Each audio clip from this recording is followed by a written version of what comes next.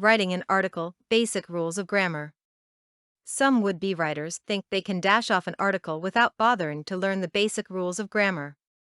But just as any craftsperson spends time honing his skills to make the perfect piece of craft, so must a writer work hard to present an article that will be a pleasure to read and not shame him for its sloppy grammar and punctuation.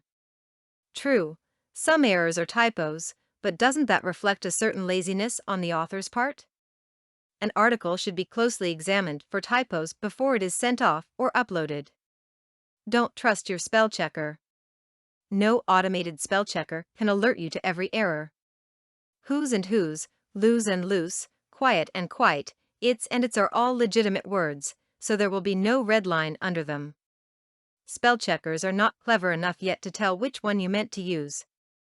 And if the error is not due to a typo, it means you need to keep a dictionary on hand to check anything you're uncertain of.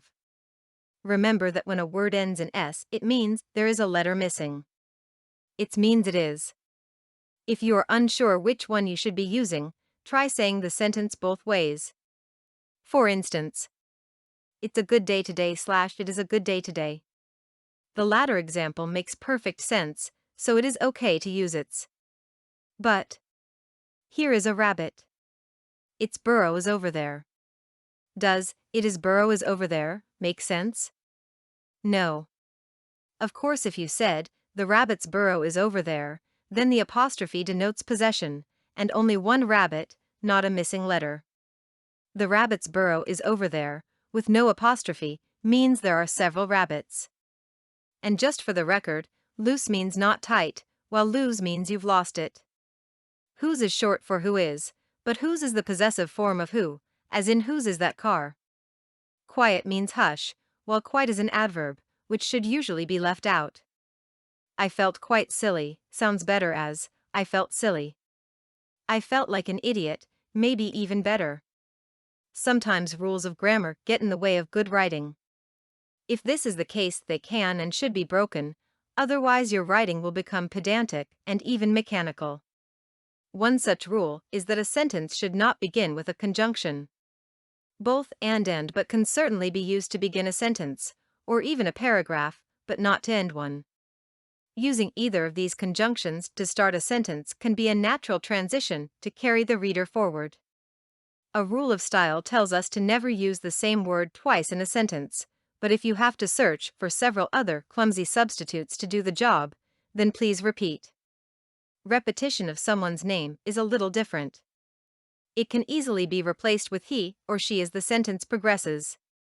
A persistent myth masquerading as a rule tells us not to end a sentence with a preposition. Winston Churchill is supposed to have made fun of this by stating, "This is the sort of English up with which I will not put." Of course, a sentence may end with a preposition. A good rule is to write the way you speak. But unless you have grown up speaking English, ignore this rule too. A few more pointers. When writing an article, watch that you don't repeat information unnecessarily. Even if you use different wording, it still gives the reader the impression that you think he was too dumb to get it the first time. Use short sentences more than long ones, but do vary the length. Break up the text by using bullet points or asking a question. Why? It will add interest and prevent your reader falling asleep or simply turning the page. Use short paragraphs too. This will make the job of reading it all seem much easier. In this fast-paced world, readers are mostly in a hurry. If they come to a huge block of text with no white space, they'll usually skip most of it. If you keep these tips in mind, your articles will keep both editors and readers happy. For more content like this, please visit learnforfree.biz. Content produced and distributed by AllSuperInfo. All rights reserved.